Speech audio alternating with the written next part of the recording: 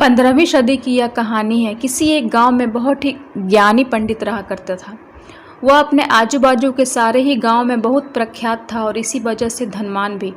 उसका परिवार ज़्यादा बड़ा नहीं था। पंडित अपनी पत्नी के साथ अपने बहुत बड़े घर में अकेला रहता था, क्योंकि पंडित को कोई बेटा नहीं था। सिर्फ एक बेटी थी जिसका विवाह पास के गांव वाले लड़के से हो चुकी थी। पंडित ने शादी से पहले अपने होने वाले दामाद की अच्छे से जांच पड़ताल की थी और अपनी बेटी का भविष्य भी ठीक से पढ़ा था। तब जाकर उसने बेटी की शादी की थी। लेकिन चंद सालों में ही पंडित का दामाद बुरी आदतों के चंगुल में फंस गया। जुआ और शराब की बुरी लत ने उन्हें सड़क पर लाकर रख दिया था। अपनी बेटी की ऐसी दुर्दशा देखकर पंडित की पत्नी काफ़ी दुखी होती थी और अक्सर पंडित को कहा करती थी कि तुम जाकर मदद कराओ। पंडित हमेशा अपनी बीवी को यह कहकर उनकी मदद करने के लिए मना कर देता था कि अभी कुछ समय तक उनका बुरा वक्त चलना है। हम चाहे कितनी ही कोशिश कर लें, उनके नसीब में जो नहीं है वह उन्हें नहीं मिल पाएगा। पंडित की ऐसी बातों से उसकी पत्नी काफ़ी दुखी हो जाया करती थी और मन ही मन सोचती थी कि कैसा स्वार्थी पिता है, अपनी बेटी को इतने कष्टों में देखकर भी उसकी मदद करने के लिए मना करता है।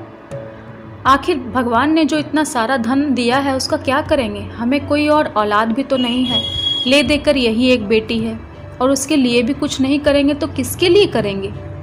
पंडित ऐसा नहीं सोचता था। ऐसा नहीं है कि पंडित अपनी पुत्री से प्रेम नहीं करता था, लेकिन उसने अपनी पुत्री की कुंडली इतने अच्छे से पढ़ी थी और वह यह पहले से ही जानता था कि चाहे किसी भी लड़के से शादी करती, लेकिन उसके जीवन में यह समय आने ही वाला था और बिना इसे भुगते उसको छुटकारा नहीं मिलने वाला था।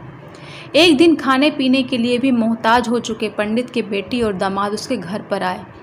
पंडित ने और उसकी बीवी ने दोनों का खूब आदर सत्कार किया, खूब अच्छा खाना खिलाया।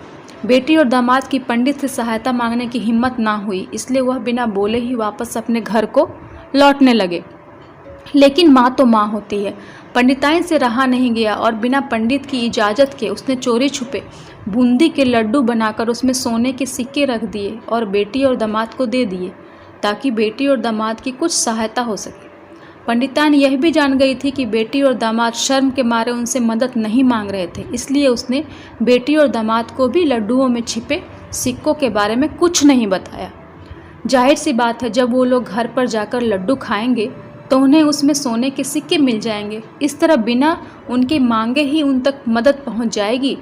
यह सोचकर पंडिताइन मन ही मन अपने बेटी के लिए खुश होने लगी। पंडित के दामाद और बेटी उन दोनों का आशीर्वाद लेकर अपने घर की तरफ रवाना हो गए। उन दिनों गाड़ियाँ तो होती नहीं थी, घोड़ा गाड़ी या बैल गाड़ियाँ चलती थी। पैसे ना होते तो चीज़ों की लेन देन से भी व्यवहार होता था। बेटी और दामाद का गांव पंडित के घर से कोसों दूर था, फिर भी पैसों की कमी के चलते वह पैदल ही निकल पड़े। थोड़े दूर ही चले थे कि पंडित की बेटी के पैर में मोच आ गई और अब उसका चलना भी मुश्किल हो गया। पंडित के दामाद ने जब देखा कि उसकी बीवी अब बिल्कुल चलने में सक्षम नहीं है, तो उसने एक टांगा अपने घर तक किराए पर ले लिया। दोनों पति पत्नी टांगे में बैठकर घर तक पहुंच गए, लेकिन टांगे वाले को देने के लिए उनके पास पैसे थे नहीं, इसलिए पंडिताइन ने जो बूंदी के लड्डू उन्हें दिए थे वही किराए के तौर पर उस टांगे वाले को दे दिए। टांगे वाला बूंदी के लड्डू को लेकर वहाँ से चला गया। टांगे वाला अपने घर की तरफ जा रहा था, तब उसे एक हलवाई की दुकान दिखी।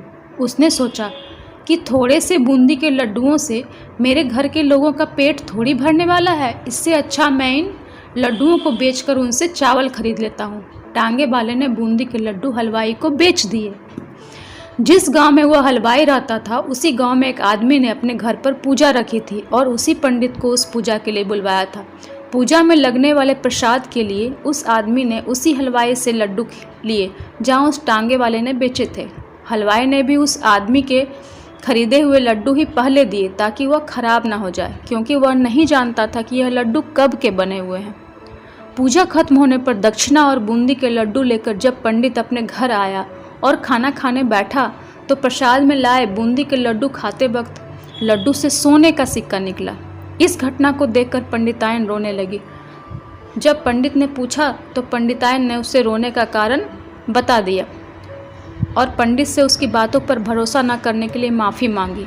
पंडित ने पंडिताइन के आंसू पोंछे और कहा कि तुम्हारी तरह मैं भी हमारी बेटी को बहुत प्रेम करता हूँ, लेकिन अगर हम उसकी अब मदद करते हैं तो दामाद हमसे हमेशा ऐसे ही मदद की अपेक्षा रखेगा और अपनी बुरी आदतों को कभी नहीं छोड़ेगा। पंडिताइन उसकी बात समझ गई थी। 2-3 महीने बीत गए। पंडित के दामाद और बेटी फिर से एक बार उसके घर आए, पर इस बार उनकी परिस्थिति पहले से बेहतर थी, क्योंकि पिछली बार खाली हाथ जाने के कारण दामाद ने नया काम शुरू किया था और अपनी सारी बुरी आदतें भी छोड़ दी थी। दोस्तों, नसीब का लिखा नहीं बदलता। यह कहानी आपको कैसी लगी? क्या आप भी नसीब पर भरोसा रखते हैं, या फिर आप उन लोगों में से हैं जो अपना नसीब खुद अपने हाथों से लिखना चाहते हैं? कमेंट ज़रूर करें।